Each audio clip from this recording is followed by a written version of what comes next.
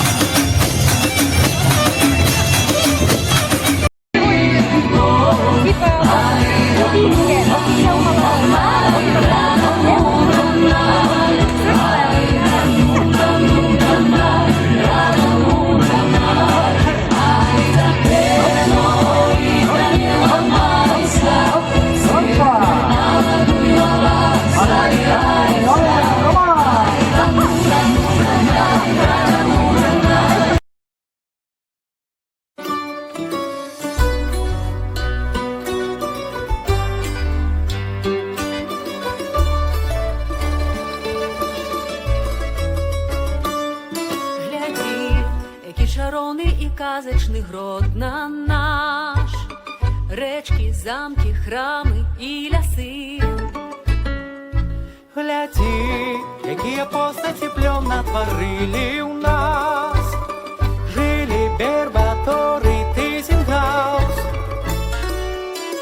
Тут помнить кожний кут історію свою, кожний камінь добре ведає цану, добробуту, щастя, суму і нядолі. Бо перажыў ён болей не адну вайну, спазнаваў ён зло і не адну бяду, але заўсёды моцно прагнуў волі. Любы Гродно, з году год ты прыгажэеш